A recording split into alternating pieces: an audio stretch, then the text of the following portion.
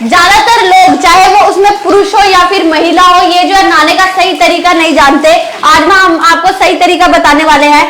तेल को कैसे इस्तेमाल करना है, या शैम्पू का कैसे इस्तेमाल करना है, या फिर कंडीशनर कैसे यूज करना है। यहाँ तक कि लोगों को ये तक नहीं पता कि साबुन शरीर पर कैसे लगाया जाता है, या फिर इस लूफे का इस्तेमाल करना सही है या नहीं है, या एलोवेरा जेल का यूज कैसे किया जाता है। तो इन सब के बारे में आज हमें बताने वाले हैं डॉक्टर मयंक पोरवाल। तो सर जी, आज आप हमें समझाइए कि नहाने का सबसे बेस्ट तरीका क्या है जो हमको बीमारियों से भी बचाएगा। देखिए, सबसे पहले तो लोग जो गलतियां करते हैं आमतौर पे कि गर्म पानी से नहाना या ठंडे पानी से नहाना, ये बहुत कंफ्यूजन है। जैसे ही देखिए यहाँ गीजर लगा हुआ है, मैं तो कहूंगा ये गीजर घर में होना ही नहीं चाहिए, इसे तो खाल के फेंक देना चाहिए। क्योंकि हमें गर्म पानी से कभी भी नहीं नहाना है। हमेशा नहाना कब है? रूम टेम्परेचर से थोड़े से ठंडे पानी से हमें नहाना है। अगर रूम का टेम्परेचर जितना भी है आप देख लो, और उससे थोड़ा सा ठंडे पानी से नहाओ। और नहाने का क्या है, जैसे चाहे ये शावर है, चाहे आप बाल्टी से नहा रहे हो, आपने क्या करना है, एकदम से शावर को चलाना है, पूरे शरीर को तेजी से गीला होने देना है। 30 सेकंड शुरुआत के जो है बहुत इंपॉर्टेंट है। क्योंकि आपके सर पे जैसे ही पानी जाएगा तो सर से जो गर्मी है वो पैरों की तरफ जाएगी और पैरों के रास्ते बाहर निकल जाएगी।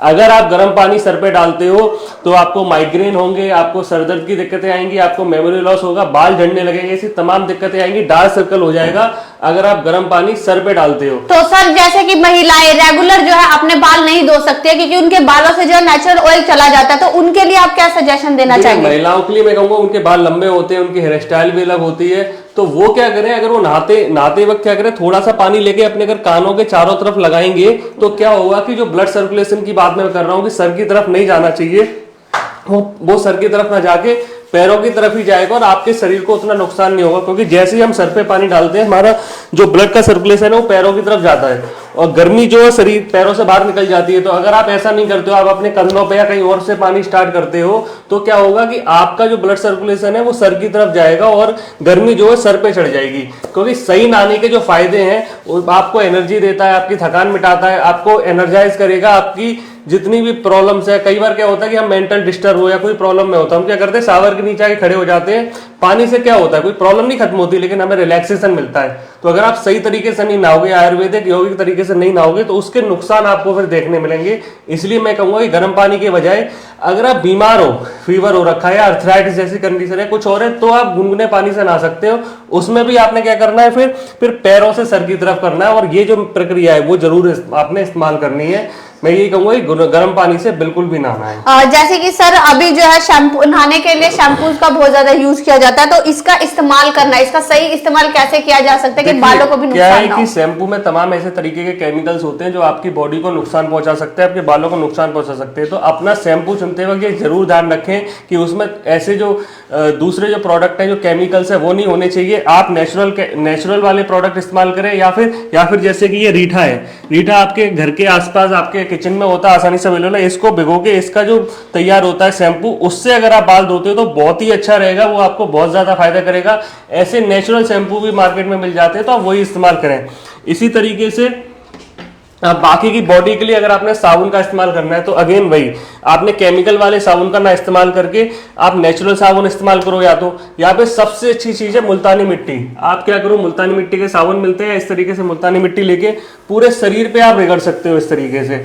इसके दो तरीके हैं, या तो आप भिगो के पहले से शरीर पे लगा लो, या फिर आप इसको नहाते वक्त इस तरीके से रगड़ो। तो ये क्या करेगा, आपके स्क्रबर का भी काम करेगा अगर इस तरीके का टुकड़ा होगा, और आपकी बॉडी को क्लीन करने का काम करेगा। और मुल्तानी मिट्टी की खासियत ये है कि आप पूरे शरीर को धो सकते हो, अपने बालों को भी धो सकते हो और पैरों को भी धो सकते हो।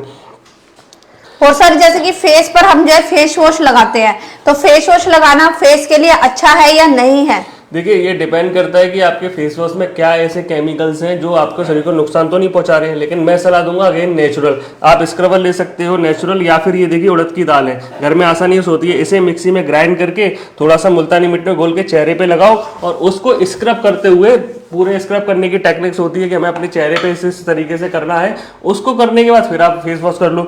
या फिर जैसे कि ये दूध है या मलाई है, आप इसका भी उपयोग कर सकते हो अपने शरीर को धोने में। पूरे शरीर पे लगाओ, चेहरे पे लगाओ, तो आपकी जो स्किन है इतनी ग्लो करेगी, आपको केमिकल्स वाले जो नुकसान है वो नहीं होंगे, डार्क सर्कल चले जाएंगे, आपका चेहरा एकदम चमचमाता हुआ आएगा। लोग आपसे पूछेंगे कि भाई ऐसा क्या करते हो कि आपका चेहरा इतना साफ रहता है। तो ये लेडीज और जेंट्स दोनों के लिए है सर? बिल्कुल, जो मैं चीजें बता रहा हूँ ये लेडीज और जेंट्स देने के लिए, आपके टाइम के हिसाब से कि आपके पास कितना समय है। अगर आपके पास शाम है तो मैं आपको एक और अच्छी चीज बताने जा रहा हूँ, जैसे कि ये तेल है। आप अपने शरीर पे नहाने से 15 से 20 मिनट पहले, चाहे वो तिल का तेल हो, नारियल का तेल है या सरसों का तेल है, आप मौसम के हिसाब से और अपनी स्किन के हिसाब से ले सकते हो। जैसे फीमेल के लिए बोलूंगा नारियल का तेल ले लें, तिल का तेल ले लें। आप पूरे शरीर पे आप अच्छे से मालिश कर लो। अगर आपके पास अच्छे से मालिश का टाइम नहीं है तो आप एक बार पूरे शरीर पे लगा लो। उसके 15 मिनट बाद आप नहाने जाओगे तो जो लोग मॉइस्चराइज करते हैं ना अपने शरीर को नहाने के बाद, उसकी नीड ही नहीं रहेगी। अगर आपने तेल लगा लिया और आपने मुल्तानी मिट्टी का साबुन यूज कर लिया तो उसके बाद लूफे को इस्तेमाल करने का क्या तरीका है? देखिए, लूफा बहुत ही अच्छी चीज है अगर नेचुरल है आपके पास। अगर नेचुरल नहीं भी आसानी से नहीं मिलता है तो आप इस तरीके का भी ले सकते हो, लेकिन मैं तो नेचुरल की सलाह दूंगा। अब आपने क्या करना है, जैसे आप नहा रहे हो, आपने मुल्तानी मिट्टी से नहाया, कैसे भी नहाया, तो इससे क्या करना है, पूरे शरीर को रगड़ना है। पूरे शरीर का अगर आप घर्षण करते हो, अगर आप स्क्रबिंग करते हो, तो क्या होगा कि पूरा शरीर अच्छे से साफ होगा। जो डेड स्किन निकली है मुल्तानी मिट्टी से और नहाने से, वो साफ हो जाएगी। अगर आपके पास लंबा वाला नहीं है, बैक ब्रश नहीं है, तो इसको आप ऐसे खोल के इसको भी इस्तेमाल कर सकते हो। पूरे शरीर पे इस तरीके से पकड़ के पीठ पे चलाओ इस तरीके से, तो आपका क्या होगा, पूरी पीठ पूरा शरीर अच्छे से साफ हो जाएगा और आपको बहुत ज्यादा फायदा होगा नहाने का। क्योंकि नहाने के फायदे बहुत ज्यादा है। नहाने को हमारे योग आयुर्वेद में केवल एक ऐसी प्रक्रिया नहीं है, ये एक रिचुअल भी, और साथ में साथ अगर आप योगिक तरीके से नहाते हो तो आपकी बीमारियां दूर करने में बहुत ज्यादा फायदा करता है। आयुर्वेद में भी है कि आप दिन में कम से कम 2 बार नहा सकते हो। एक गलती लोग और ज्यादा करते हैं कि लोग खाने के तुरंत बाद नहा लेते हैं, तो ये बहुत ज्यादा खतरनाक चीज है। खाने के तुरंत बाद नहीं नहाना। मैंने देखा कि लोग काम से आते हैं, जल्दी से खाते हैं और फिर नहाने चले जाते हैं। आप घर आइए, नहाइए, फिर खाइए। खाने के 2 घंटे बाद कम से कम नहाना चाहिए, क्योंकि जो एनर्जी हमारे खाने को पचाने में लगनी है वो हमारे नहाने के बाद पूरे शरीर में चली जाती है। तो इसलिए खाने के तुरंत बाद नहीं नहाना चाहिए। तो सर, नहाने का सही तरीका क्या हुआ? सीधा शावर से नहाना चाहिए, पहले तलवों को भिगोना चाहिए, मतलब कैसे नहाना चाहिए? देखिए, पानी हमेशा सर से पैरों की तरफ आना चाहिए। अगर आपके पास शावर है तो आप पूरे, मैंने बोला 30 सेकंड में आपने पूरे शरीर को गीला करना ही करना है। अगर ऐसा नहीं है तो आप छोटी एक बाल्टी लो, अपने सर पे ऊपर से डाल लो।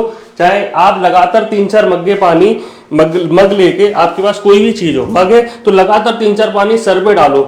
सर पे जाएगा, फिर कंधों पे जाकर बाकी शरीर से होते हुए गर्मी को जो बाहर निकालेगा, ब्लड सर्कुलेशन को अच्छा करेगा और आपकी बीमारियों को दूर करेगा। तो इस तरीके से है। अब आता है नहाने के बाद अपने शरीर को साफ करने का तरीका।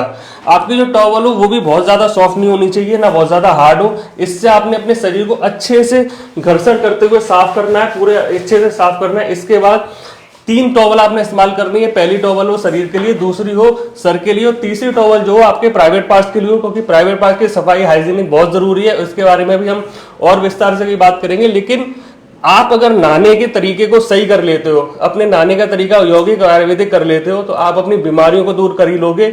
साथ के साथ अपनी लाइफस्टाइल अच्छी हो जाएगी। और मैं करनाल प्लस के माध्यम से यही लोगों को सिखाना चाहता हूं कि लोग बीमारियां तो दूर करें, लेकिन बीमारियां नहीं आए इसके लिए असली होलिस्टिक लाइफस्टाइल को अपनाएं।